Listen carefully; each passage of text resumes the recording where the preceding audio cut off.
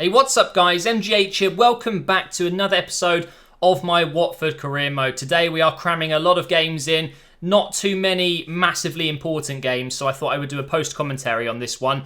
We're currently in 7th place, but we do have a game in hand, and Newcastle, who are in 4th with a game in hand as well, are our first opponents. So it's going to be an interesting game to see out of us who is looking strongest at the start of the season here. And as you guys look at the teams, make sure if you're looking to get yourself any cheap games, codes, things like that, check out g2a.com. Use MGH at checkout for a discount, guys. And as you can see here, the Newcastle team, it's nothing amazing. It's nothing spectacular. I'm not really sure how they are doing so well so far this season. I guess maybe Mitrovic is scoring a lot of goals, but there you can see my lineup. It is strong. I've got the better team. There's no doubt about it, but can I beat Newcastle? We get off to a great start here with Musonda powering down that left side. He actually loses the ball, and somehow that's not a foul.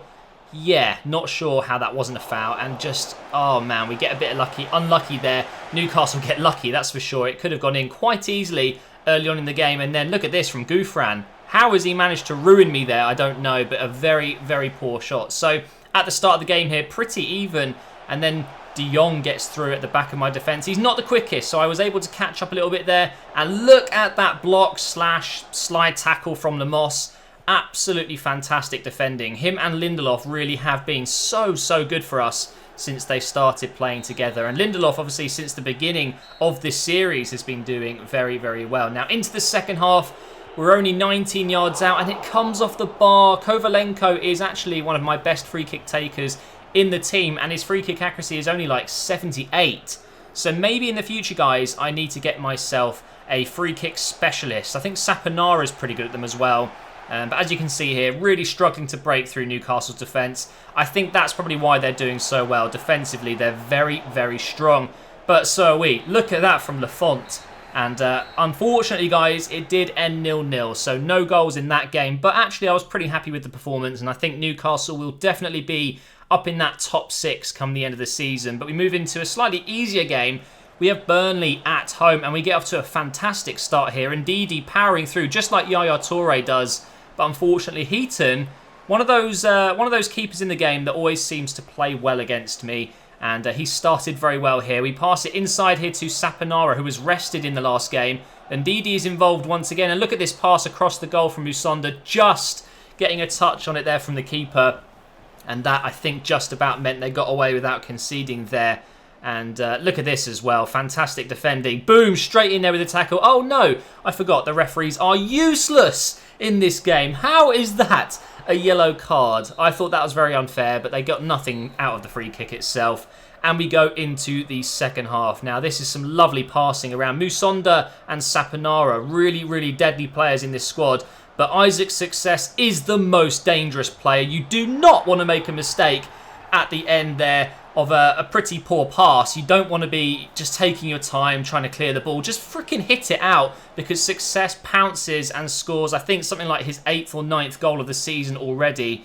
He really is playing very, very well. Now, here is Theo Hernandez, a new signing this season, and he's already into the first team ahead of Robertson, and you can see why. He's so good, but Success, yeah, I take back what I was saying. That was awful. How has he not scored there? I don't know. But Montero came on towards the end of the game here, came very close with a nice finesse shot, which just goes wide. But we are going to pick ourselves up 3 points against Burnley. And Peñaranda also came on, but obviously didn't get involved enough in the game with only a couple of minutes to go. That could have been a second goal potentially, but we go into the Europa League now, guys, against maybe the strongest team with us in the group, and that is Braga from Portugal. And they do have a pretty nice team, but not too recognisable. There's only a couple of players in there that I recognise. Danilo is one of them, but either way, we get off to a lightning start here. 12 minutes in from the corner, we actually get ourselves a penalty. And it's a pretty easy way of getting a penalty, to be honest, when you back up to the defender, turn. And in this case, it was Lindelof who got the penalty. But what a finish from Peñaranda. This guy is back up to Isaac's Success, and he is very, very decent, I will say that. And we were 1-0 up. We get lucky there with a free kick that comes off the bar. Maybe could have been back in the game there. And I tell you what, they were playing quite well at this point. They were trying to get themselves back in the game, but it's not going to happen with shots like that. Very, very poor indeed. And then towards the end of the first half, Emre Moore was playing on this right side, but he wasn't getting much joy, to be honest. I think I prefer Emre Moore up front or just off the striker. But with so many strikers in the team, it's very difficult to get him in that position. So he often plays out on the right. But very poor defending here. Look at that. That is absolutely shocking from the goalkeeper. His first touch was terrible. And Peñaranda makes it 2-0 from another penalty. That's 2 penalties in the same game for Peñaranda. And again, a very nice finish. My penalties aren't great, as you know, and I've scored quite a few recently, so I'm feeling pretty confident. Maybe I'm getting better at them. And Kennedy made it 3. Simple win, guys. I mean, we could have easily been drawn at 1-1 at half-time if they scored that free kick, but instead, we've gone into the second half and we've managed to do really well and get 2 more goals. Although you could say 2 penalties, a little bit lucky, but you can see here, we deserve to win this game based off this goal as well. I mean, we were dominating this second half. It's a lovely header from Kovalenko just to lift it over the defenders on the line, and that made it 4-0. A comfortable 3 points in the Europa League once again, but there was to be a consolation goal. Look at this fantastic defending from me. Janmaat, a little bit slow to respond to my input here. He was very sluggish, and they do get themselves a goal back. So no clean sheet, but 5 goals in one game. Not too bad. Luckily, we scored 4 of them. And it looks like we're going to be progressing through the Europa League group stages in first place. If we can keep it up, that is. So now, going back into the Premier League, we have Swansea City away from home. And I wanted to get off to a really good start in this game as well. That's what we've been doing this season. Musonda on the ball, lovely trickery, 5-star skiller, 5-star weak foot, and 20 shooting. I mean, that was my fault. I thought maybe I would just tap it, try and get it into that lower near post, but no. Didn't quite work out. But 31 minutes in, we do get a shot away with Corona, and Isaac's success is successfully there once again. Shut up, Matt. Stop doing that. And he pokes it home. Easy, easy finish. One of the easiest goals he's going to score all season. And then we do actually get another chance 3 minutes before half-time here. We get a lucky deflection, and Saponara is there once again. That's his 5th goal in a Watford shirt already, I believe. It might be 4, actually. I might be counting that wrong in my head, but he's always in the right place at the right time. He likes to run forward. He doesn't defend much. But I'm really, really happy with my acquisition of him. A free signing, only on 40,000 per week, I think it was. So really, really good deal. Really happy with that. And here's Corona once again. And he's going to get us off on a great move here. Look at the passing. We really do play very well with this team sometimes. But sometimes we're pretty awful as well. So I can't complain, but there you go. Success gets the ball. I was going to pass it back to Saponara, but I thought, you know what? I've got the pace, I've got the strength, and I've got the finish. Let's just carry on running. And that is a very, very nice goal from Isaac Success. He is the top scorer in the league right now, I believe. So he's doing really, really well for us this season. Look at that for a shot. No chance for Fabianski.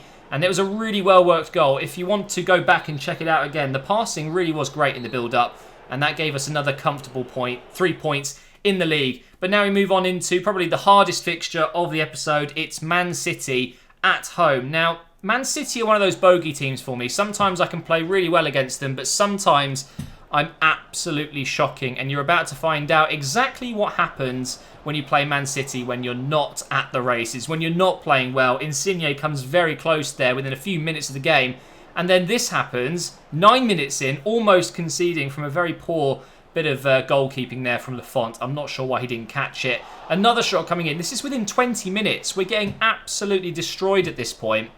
So I really need to find some space, run into it, and just try and get some shots on target. Emre Moore inside to Cosiello, I think it was. And actually, Otamendi did very, very well to defend that, get a block on it. And we were really under pressure here, guys. It comes off the post again. Man City, especially with Insigne and Sane on the wings, they were just so good. And then Otamendi, with great defending before, then turns into Lionel Messi and scores at the other end. And it was deserved. You know, I couldn't complain at this point. We were not playing well, and Man City got their goal, and they did deserve it. And we went in at half-time 1-0 down, thinking that this was a good chance to stay in that top 3, making sure that we're keeping the pressure on the other teams around us. We give away a stupid free kick with Lindelof there, and then Sane steps up. What a free kick. I mean, when that went in, I was like, yeah, that's fine. They deserve it. They're going to win this game, and I'm just going to move on. You know, it's one of those games where you just feel like you're not going to play well. You're not going to win it regardless, especially when goals like that are going in. And they do get themselves one more chance at the end of the game here. Some decent defending for once. We close them down. They get themselves a corner. Are they going to make it 3-0 with just seconds to go in this game? They're going to whip it in.